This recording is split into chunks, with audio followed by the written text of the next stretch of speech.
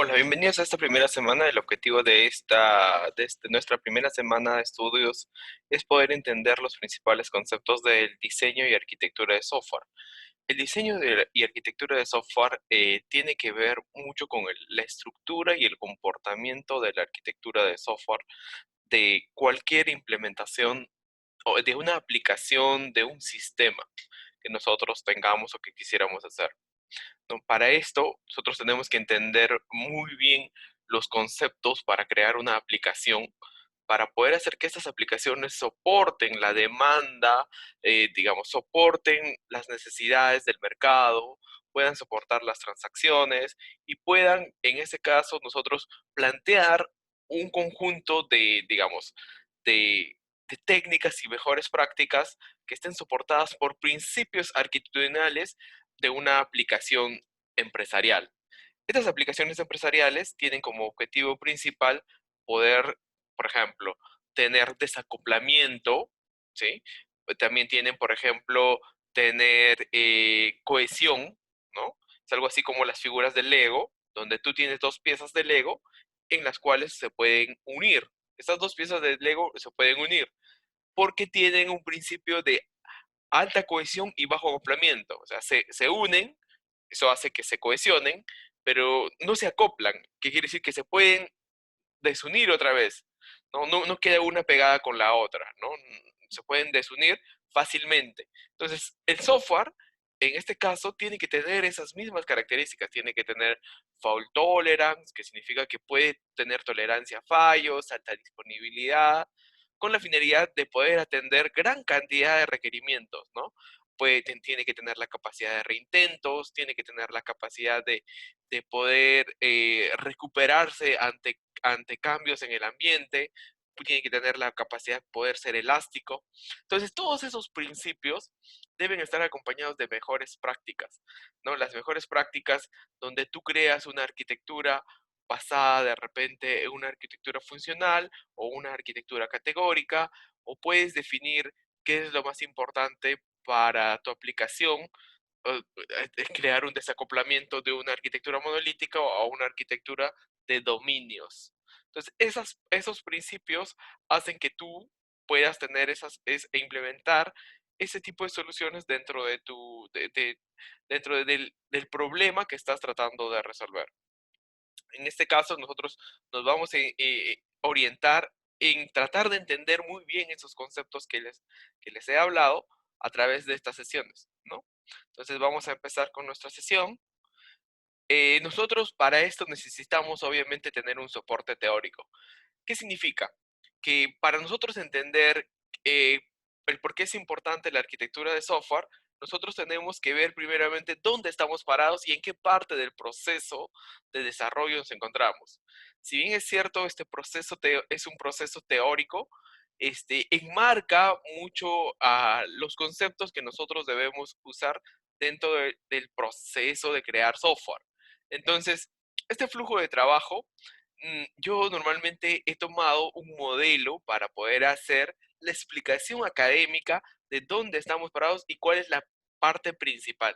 Entonces, usé un poco el modelo del proceso unificado racional para poder, digamos, posicionarme dentro de un contexto.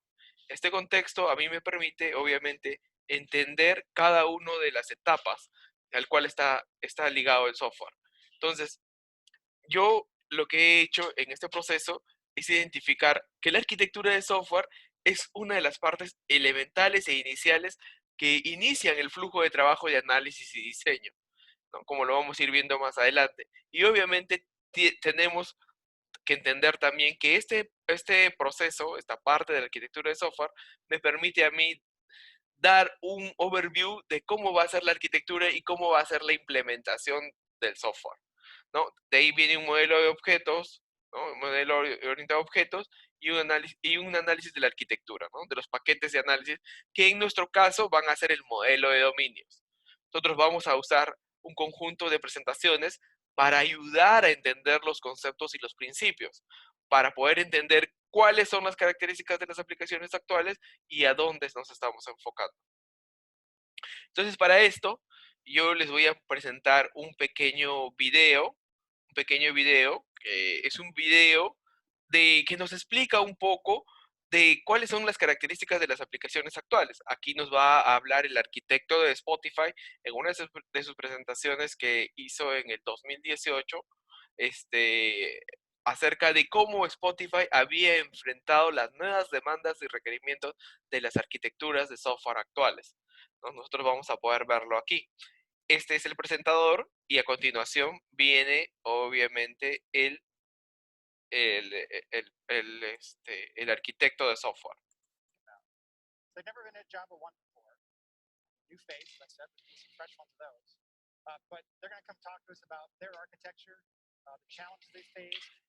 Aquí nos está hablando de cuáles son los retos a los cuales ellos se enfrentan, ¿no?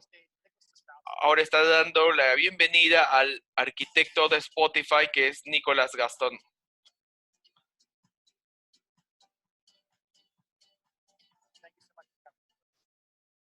¿No? Aquí es Nicolás Gustavón, es un ruso, es el principal arquitecto de Spotify. Ustedes saben que Spotify es una de las aplicaciones más usadas hoy en día y obviamente para atender esa gran cantidad de requerimientos, ellos necesitan tener una arquitectura de software robusta que soporte la elasticidad, que soporte cada una de esas características, que le permita obviamente, eh, digamos, levantarse cuando la aplicación está caída, o sea, ser fault tolerant, ser resiliente, tener desacoplada la aplicación. Eso significa que no es una aplicación en particular, sino es un conjunto de aplicaciones que crean esa pequeña aplicación que simplemente es la parte de front, que por debajo es todo un iceberg. O sea, lo que nosotros vemos es la puntita del iceberg.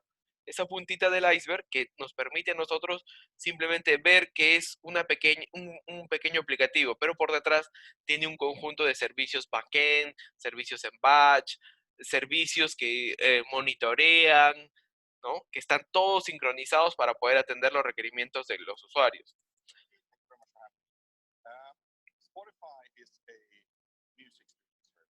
¿No? Aquí como lo dices, Spotify es un music streaming service, es un servicio de música que da obviamente a través del streaming, ¿no?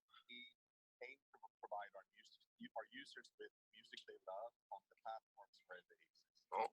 Ellos proveen, como ustedes saben, como ustedes mejor conocen, la música que a nosotros nos gusta, la música que a nosotros nos encanta a través de las diferentes plataformas. Spotify hoy en día no está solamente en su celular. Ustedes pueden usar un Smart TV, pueden usar su laptop, su PC, pueden usar en su auto, en diferentes devices. Ustedes pueden encontrar Spotify y ustedes pueden conectarse. Lo único que necesitan es tener un servicio de internet, ¿no? Entonces, Spotify ofrece un servicio gratuito y también ofrece un servicio de pago, ¿no? Vamos a escuchar a ver qué más nos dice Nicolás. Platforms that might include the ones you see in the picture here, but also embedded platforms like TVs or PlayStations or ears.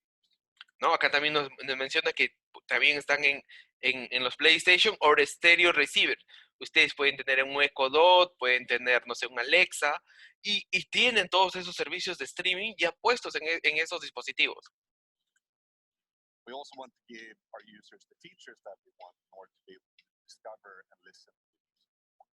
¿No? Aquí dentro de ese aplicativo hay un conjunto de features, o sea, características que tiene el dispositivo que les permite a los usuarios descubrir y escuchar música de que ellos les gusta o que ellos quieren, ¿no? Aquí viene un importante número. Para ese entonces, para el Java One 2017, Spotify tenía más de 140 millones de usuarios. 140 millones de usuarios suscritos a la plataforma.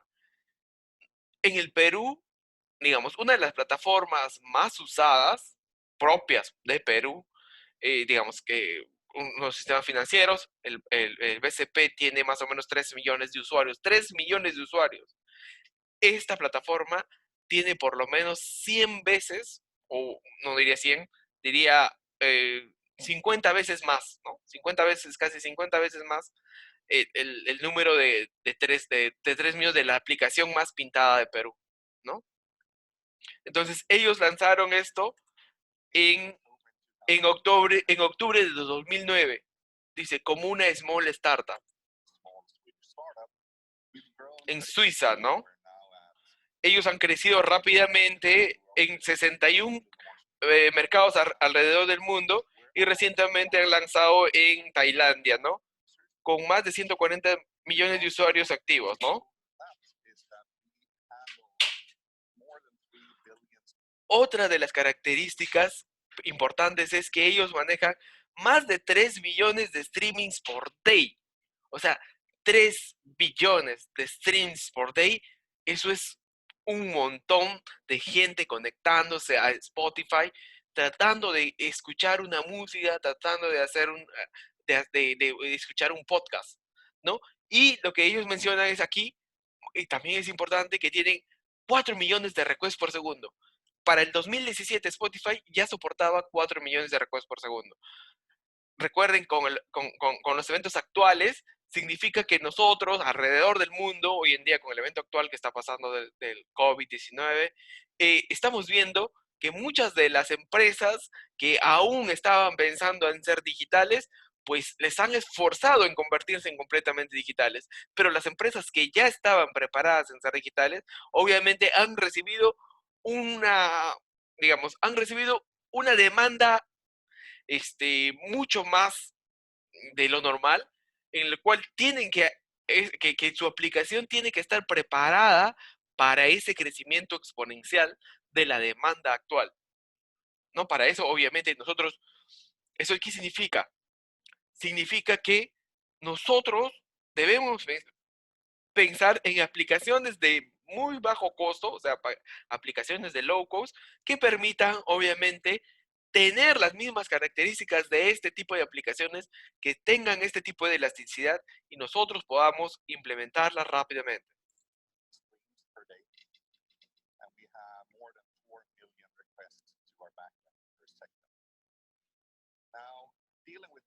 Entonces, ¿cómo ellos gestionaron el escalamiento, no? Y cómo manejaron este reto y estos problemas técnicos, ¿no? Recuerden que para ese entonces, había mucha tecnología propietaria. O sea, tecnología propietaria que era, digamos, principalmente de los principales players de la industria, Oracle, Microsoft y otros, IBM, que eran los que regulaban cuál iba a ser el escalamiento de las plataformas, ¿no? Pero para ese entonces ellos no encontraron ningún tipo de solución y tuvieron que construir su propia arquitectura de software para que puedan soportar ese, ese escalamiento continuo, ese escalamiento continuo y que le permita al negocio poder facturar. No solamente es el escalamiento, sino es poder ofrecer la música que ellos quieren, ¿no? O sea, las preferencias musicales de cada uno de los usuarios. Es escribir los algoritmos, es escribir las preferencias, es escribir los métodos de búsqueda, es poder almacenar los datos dependiendo de la demanda, ¿no? Esas son características que obviamente le permiten a Spotify, digamos, ser el servicio de streaming que te conoce tus gustos y preferencias. Dice, ellos inicializaron con Python backend, o sea,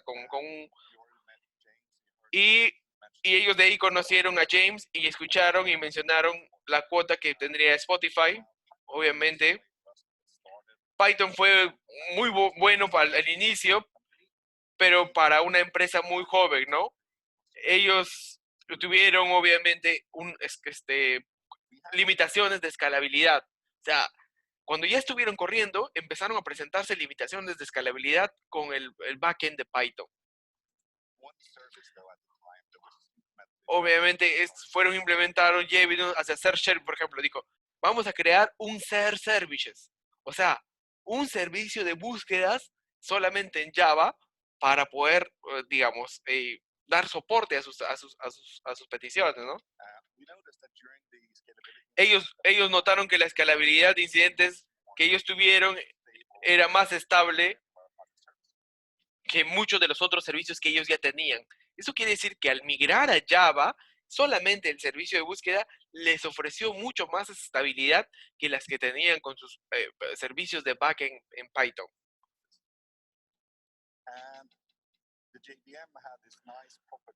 Y aquí encontraron que el JVM, que el Java Virtual Machine le ofrecía un conjunto de propiedades, o sea, muy buenas propiedades, que ellos pudieron observar, ¿no? ¿Qué estaba pasando en tiempo de ejecución? Eso es importantísimo. Es como que tú empiezas a monitorear qué es lo que están haciendo un conjunto de personas en tiempo real. Entonces, puedes ver cómo se están comportando cada uno de esos JVMs que se van soltando alrededor de la nube y puedes saber si alguno se está demorando, alguno de repente está teniendo problemas de memoria, alguno de repente está teniendo problemas de procesamiento y te vas dando cuenta cuáles son las ventajas y desventajas para poder plantear soluciones en tiempo real que les permita escalar o de repente eliminar ese nodo o ese elemento para crear un nuevo nodo o elemento o de repente deployar en otras zonas. Ellos, ellos empezaron a recolectar runtime metrics, o sea, las métricas en tiempo real de la plataforma en sí misma y esto crearon un profile mientras en production, obviamente, empezaron a conocer qué estaba pasando, ¿no? ¿Qué estaba pasando en ese momento?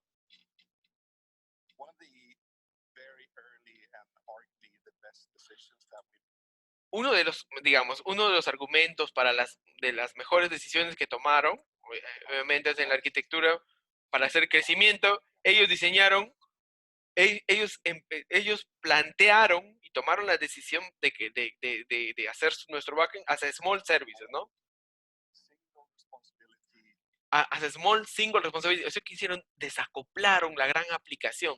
No crearon un monolito, sino empezaron a desacoplar cada una de las funciones principales o los dominios principales que tenían. Por ejemplo, el servicio de search, el servicio de las preferencias, los preferers, de repente el servicio de suscripción. Cada uno era un single responsibility, small single responsibility, ¿no? Que ellos se comparten como si fuesen componentes, digamos, eh, componentes aislados, isolated, que también cohesionan y trabajan, digamos, integrados, ¿no? Que ellos saben que hay un conjunto de coordinados, ¿no? Más que integrados, coordinados, ¿no? Eso es importante poder entender. Dice, el patrón es no as a Microsoft Architecture, o sea, más conocido como Microsoft Architecture, ¿no? Tons of them, dice acá, ¿no? Cientos de estos, ¿no? Java Based son 1200 en producto, o sea, todos los componentes de microservicios, más o menos en ese entonces, en 2017, ellos tenían, son 1200 en production, o sea, microservices en Java como 1200 en producción. Dice, estos usaron Open Source Apollo como un marco de trabajo para hacer que estos fueran fácilmente construidos como nuevos servicios y les permitiesen one click from creation to deploy, o sea, con un clic puedan crear y deployar, ¿no? Backend, los servicios del backend corrían en fully redundantes múltiples data centers, o sea, estos servicios de backend corren en diferentes data centers, ¿no? De data centers alrededor del mundo. Recuerden que tienes que tener, para un tamaño de la empresa como Spotify, tú tienes que tener, digamos, cientos de data centers deployados alrededor del mundo con tus microservicios que obviamente trabajan coordinadamente, ¿no? Ownership distribuido to autonomous team. Dices, como después que nosotros decidimos explorar Java, nos movimos hacia incrementar, dice, a incrementar los servicios service by service, o sea, servicio por servicio. Y esto, obviamente, dice, it made sense, o sea, como que tenía sentido. Fue una, fue una forma crucial de tener, y para ser capaces de tener este cambio, ¿no? Eso también les significó que ellos podían comprender cómo los humanos, obviamente, coordinaban, ¿no? Y los diferentes features tenían diferentes interacciones con los clientes, con los customers que están en la parte, ¿no? En la parte final, ¿no? Los clientes que interactúan.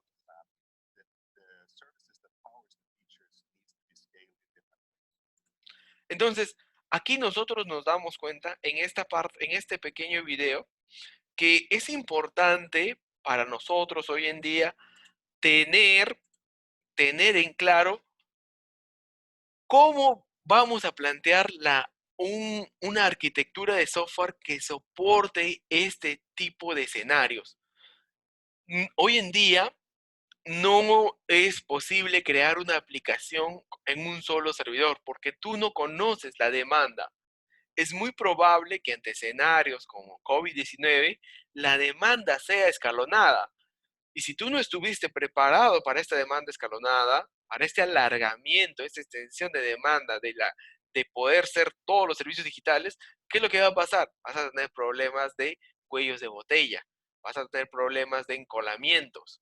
Entonces, eso va a generar obviamente en un mundo tan rápido que las personas puedan, digamos, migrar de un servicio a otro, migrar de un servicio a otro y puedan obviamente dejar de usar nuestro servicio, ¿no? No sé si hasta ahí tienen alguna pregunta. Yo voy a estar en el chat escuchando las preguntas que ustedes quieran, desean que se respondan.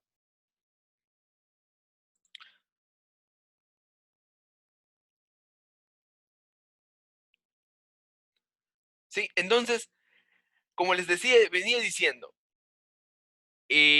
nosotros tenemos que entender que nosotros necesitamos un soporte teórico para entender la importancia del ciclo de vida del desarrollo de software.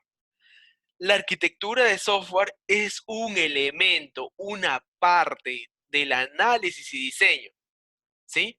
De un conjunto de elementos o etapas o disciplinas que están enmarcados para poder crear un software de best practice, o sea, un software de best class.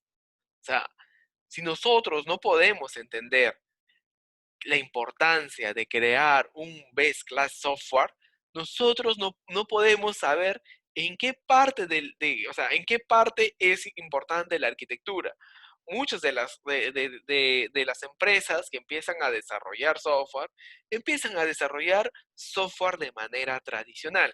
Y el construir software de manera tradicional se encuentran con los problemas a lo largo del tiempo de construcción, se encuentran con problemas de escalamiento, de alto acoplamiento, ¿no? O sea, están muy acopladas las aplicaciones, obviamente no pueden escalar, tienen muchas caídas, muchos cuellos de botella, y eso hace que pues la aplicación tenga una deuda técnica inmensa y no les permita a estas poder crecer rápidamente y atender la demanda en conforme el negocio crece, ¿no?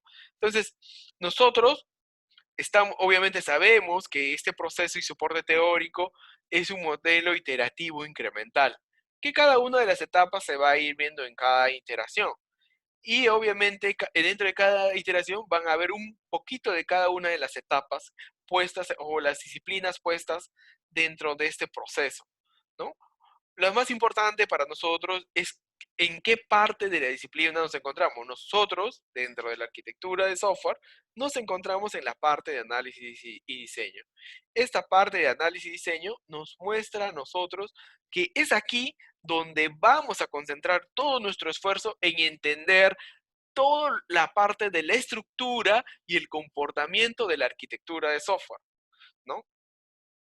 Entonces, para ello, nosotros vamos a pasar a la siguiente etapa. No sé si tengan alguna pregunta por aquí.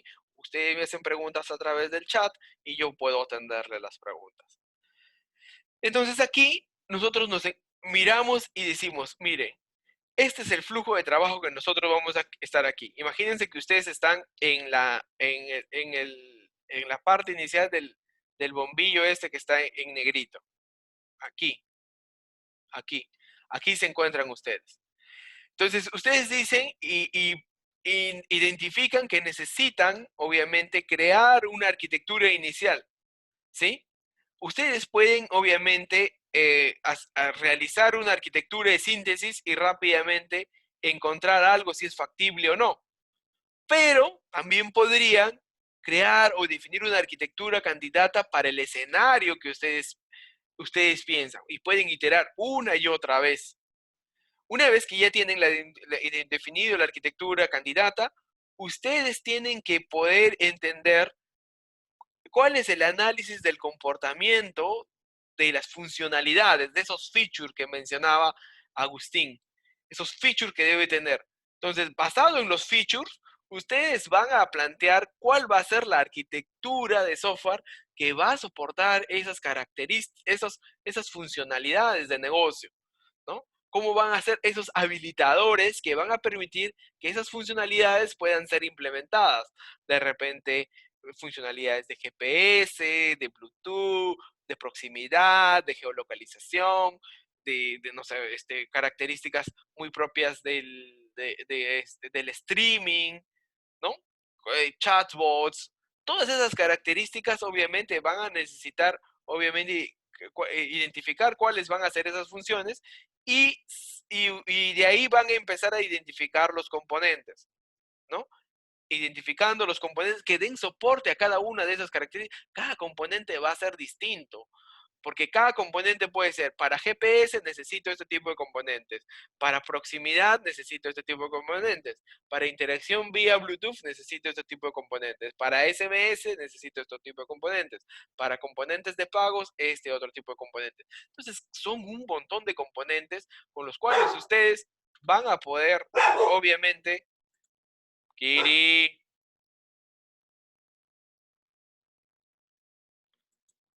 con los cuales ustedes van a poder interactuar. Entonces, basado en eso, ustedes deben tener la posibilidad de poder entender cada una de esas crisis. Todos estos no es secuencial, ojo, esto puede ser, digamos, puede ser repetirse una y otra vez y volver de un punto al otro. No es que vaya a ser, ustedes vayan a estar secuencialmente de un lado, sino que ustedes van a tener que ir por aquí, de repente bajar por aquí, o de repente volver a definir la arquitectura, ¿no? Refinar viendo la arquitectura en algún momento, porque la arquitectura va a ir cambiando en el tiempo, va a ir cambiando en el tiempo y al cambiar van a tener que refinar la arquitectura. Una parte importante de las aplicaciones es que ustedes también necesitan en algún tipo de aplicaciones preservar los datos. Si ustedes necesitan preservar los datos, necesitan un diseño de base de datos para que sostenga el modelo de datos de la información que va a procesar su aplicación de software. Entonces, ustedes tienen que identificar todas esas clases que les van a permitir persistir la información a través de la aplicación. Si no lo necesitan, pueden ser simplemente aplicaciones que corren en runtime y no almacenan nada. Hay también esa posibilidad, ¿no? Pero la gran mayoría de aplicaciones necesitan persistir información. ¿Por qué? Porque no pueden las aplicaciones, digamos, mantener en memoria muchos datos. Entonces, eso, mantener en memoria datos, significa que necesitas esa capacidad computacional y esa capacidad computacional de memoria es cara, ¿no? No es tan barato como guardarlo dentro de un disco, dentro de un storage. Entonces, todas esas características tú tienes que tenerlas en cuenta a la hora de plantear una arquitectura de software de best class, ¿no? No sé si hasta ahí tuviesen alguna pregunta para poder pasar a la siguiente, a la siguiente.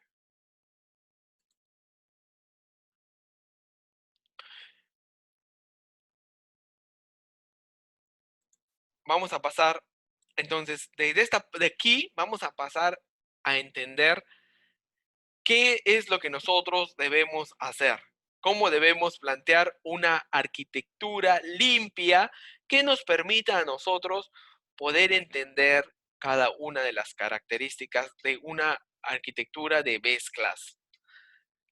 Aquí vamos a ver, vamos a darle undo para las rayitas, ¿sí? Vamos a sacar la que está aquí en la pizarra. Entonces, nosotros ya hemos entendido que nosotros necesitamos una arquitectura que soporte patrones, prácticas y principios. Tener una arquitectura limpia que nos permita a nosotros tener los patrones de diseño. Patrones de diseño que pueden ser patrones para crear una arquitectura de software web, para crear una arquitectura de software móvil, para crear una arquitectura de software client server, tener claro cuál es el tipo de aplicación que voy a hacer. Prácticas.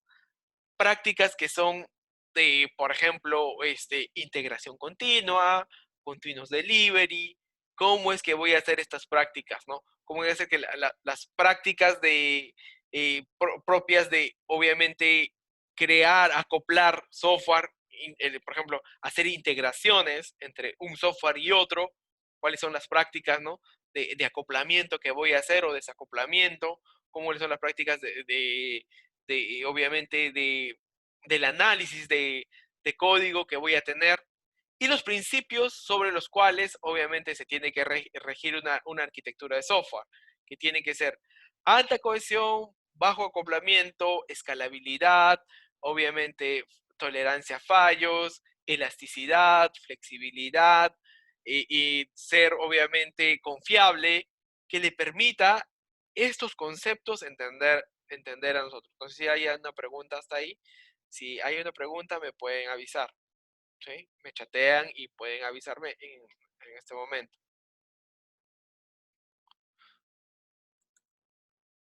Entonces, aquí tenemos a dos personas, ¿no? Les voy a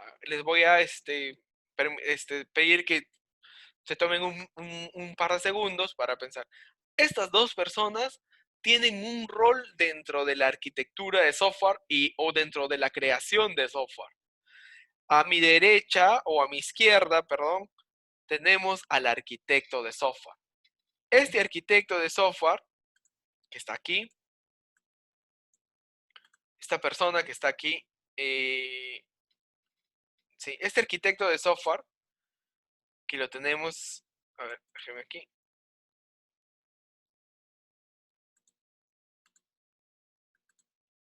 Este arquitecto de software que está aquí es uno de los roles principales que normalmente trabaja en la etapa de incepción del proyecto. Así como se capturan los requerimientos, las funcionalidades, es importante que el arquitecto de software esté envuelto en cada una de esa captura de requerimientos para entender y para dar a conocer cuáles pueden ser las limitaciones y cuáles pueden ser los alcances con los cuales se puede implementar un software de ese tipo, ¿no? Adicionalmente, se tiene a la ingeniera de software que plantea el detalle de esa arquitectura. Si bien es cierto, el arquitecto ve a alto nivel, la ingeniera ve los detalles de cada una de las integraciones que va a tener el software. Cada uno de ellos aporta desde un punto del lado de, digamos, de las características principales de alto nivel y también de largo plazo. Digamos, en el caso del arquitecto de software tiene que ver cómo va a ser el largo plazo de este tipo de aplicaciones y cuáles son, digamos, los servicios, elementos, componentes que obviamente le van a permitir lograr ese largo plazo y tener un roadmap, o sea, como que una hoja de ruta para poder hacer que esta aplicación pueda ir creciendo en términos de las características planteadas por el usuario o por el negocio. Y el ingeniero, con cada una de las características que va implementando, va a tener que ir detallando conforme se va planteando también la arquitectura. Cada uno trabaja desde una trinchera distinta, pero cohesionada, integrada y coordinada para poder hacer un software, digamos, de best class. El arquitecto de software normalmente es una persona que ha trabajado desarrollando software y tiene mucha experiencia, o sea, digamos, ha hecho diferentes tipos de aplicaciones, ha trabajado casi en diferentes tipos de compañías, entendiendo cada una de las necesidades. Esto le permite al arquitecto no solamente tener la posibilidad de construir un software basado en una tecnología específica, sino plantear un conjunto de soluciones que armonicen las necesidades del negocio, ¿sí? Que armonicen las necesidades del negocio y que le permitan al negocio poder, obviamente, entender entender y cumplir sus requerimientos. Obviamente también está planteado la parte del largo plazo, digamos, el software en sí mismo debe poder ser valorizable, o sea que la inversión que hice hoy en día me permita obviamente tener rendimientos futuros, sin invertir costos muy grandes. Nosotros debemos poder, digamos, construir un software que nos permita crecer y tener rendimientos digamos, de la mano de obra invertida en el software, en la arquitectura del software, ¿no? Y la ingeniera debe tener capaz de poder encontrar las líneas de detalle, las integraciones de detalle y trabajar en coordinación con el arquitecto para poder encontrar la mejor forma de solucionar este tipo de integraciones, de cohesiones que se necesitan para que el software funcione. Si bien aquí ellos están detallando, pero en el lado del ingeniero de software no solamente detalla funcionalidades o diagramas, sino en nuestro caso como el principal elemento aquí es el software, tiene que construir software, o sea, escribir software en el lenguaje que él prefiera, o sea, que le guste, y hacer realidad en conjunto con el arquitecto la necesidad de la creación de ese software. Ambos, y en la etapa de implementación, obviamente empiezan más profundamente el ingeniero de software a construir ese software de acuerdo a las especificaciones que ha tenido de la arquitectura. Y ambos en conjunto van evaluando el crecimiento de ese software, ¿sí? Entonces nosotros, dentro de esta primera etapa, vamos a ver qué es una arquitectura limpia, ¿sí? ¿Qué es una arquitectura centrada en el dominio?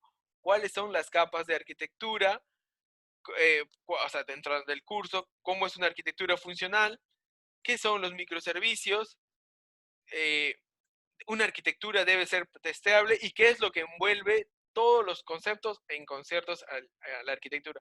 Esta parte es una parte adicional, es un anexo, la parte que dice Command and Queries, es un anexo adicional. Las, los puntos principales que he resaltado son los que vamos a tratar a lo largo del curso. No sé si tienen alguna pregunta, por favor me la hacen a través del chat. Sí, entonces aquí nosotros ya tenemos la parte más importante, la filosofía de la arquitectura y la parte esencial de una arquitectura, el conjunto de patrones.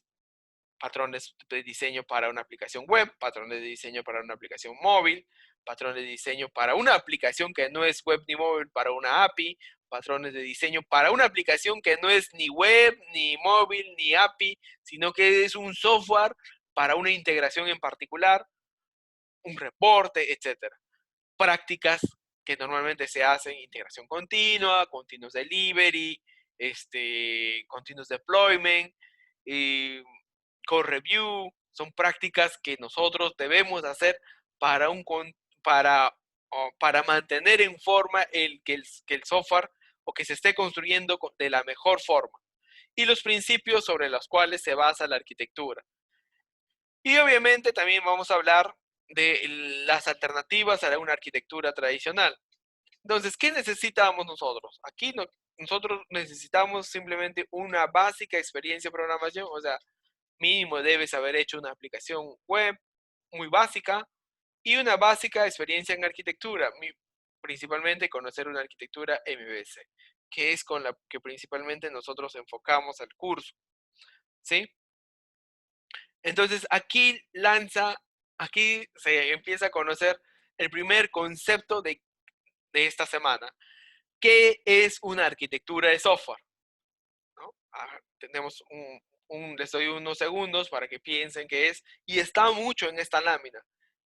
Ese concepto está muy planteado en esa lámina, ¿no? Y aquí se encuentra. A ver, les voy a dar unos segundos para que me puedan decir, me pueden chatear y podemos, puedo ayudar con sus dudas. Muy bien, lo tienen. Ok. Entonces, una arquitectura de software es una arquitectura de alto nivel, es una estructura, es un elemento de alto nivel que permite a través de su estructura, montar un conjunto de capas y componentes relacionados. Es un esfuerzo de alto nivel.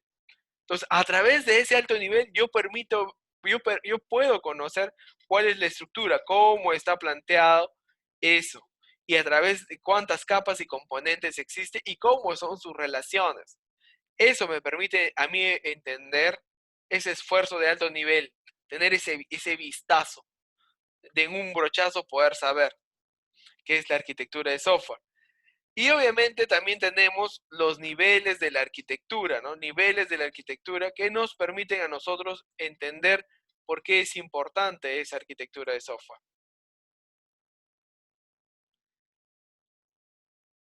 Entonces aquí nosotros tenemos, tenemos los niveles de abstracción, los sistemas, los subsistemas, las capas, los componentes, las clases y los métodos. Un sistema, por ejemplo, planteados para la UTP, nosotros tenemos el sistema de la UTP, ese es el sistema. Los subsistemas, Canvas, Hugo, sistema de matrícula, ¿no? Diferentes sistemas que van aportando el Office 365. Todos esos subsistemas son parte del gran sistema educativo de la UTP. La UTP tiene una plataforma virtual de ese conjunto de sistemas que dentro de él hay un conjunto de capas. Para algunos casos tiene las capas web, para algunos casos como el Hugo tiene las capas mobile, tiene los componentes que son internos, las APIs quizás, las clases que implementan cada una de esas APIs en el backend y los datos y los métodos que pueden obviamente implementar las reglas de negocio y cómo se graban o se guardan los datos, ¿no? Se guardan los datos que están obviamente dentro de cada uno de los elementos, ¿no? Sistema, subsistema, layers, component class y data method, ¿no? Que son los componentes con los cuales nosotros podemos implementar esa solución. Entonces aquí nosotros vamos a entender que nosotros tenemos dos tipos de arquitectura, una messy y una clean architecture. No sé si hasta ahí han logrado entender o nos quedamos en esta parte. Bueno, esto creo que lo vamos a tratar para la segunda sesión, porque aquí ya tenemos que ver, pero les voy a dar un adelanto de esta última parte. Una arquitectura sucia y una arquitectura limpia. La arquitectura sucia es una arquitectura altamente compleja. Eso lo vamos a ver en la segunda sesión. Y la arquitectura limpia es una arquitectura que tiene claramente definido cuáles son sus límites, cómo está integrado, cohesionado, no tiene alta complejidad, es sencilla, es de bajo costo, de mantenimiento a largo plazo. Esta es muy rápida de implementar, la Messi, pero es de alto costo de mantenimiento en el futuro, no es testeable y tiene muchos problemas. Entonces, eso más o menos sería todo lo que hemos tratado en esta semana. Nosotros vamos a tratar de ir avanzando por cada una de las semanas y mostrándoles un video por cada una de las sesiones. Espero que esta primera semana haya sido para ustedes, digamos, y que ustedes puedan entender estos pequeños conceptos y nosotros podamos ayudarlos. No sé si tienen alguna consulta, aquí voy a estar en el chat para que me puedan mencionar sus consultas, sus dudas y tratar de entender cómo es que cada una de estas cosas funciona. Es muy importante que ustedes participen dentro de los foros, que ustedes hagan las primeras tareas, que empiecen a interactuar conmigo dentro del chat para que yo les pueda dar una ayuda o otros links de referencia para que ustedes puedan entender cuál es el concepto final de la arquitectura de software, porque es importante, ¿no? Por favor, les invito a que participen dentro de cada uno de esos elementos y que puedan entrar a la plataforma. Muchas gracias. Nos quedamos hasta aquí.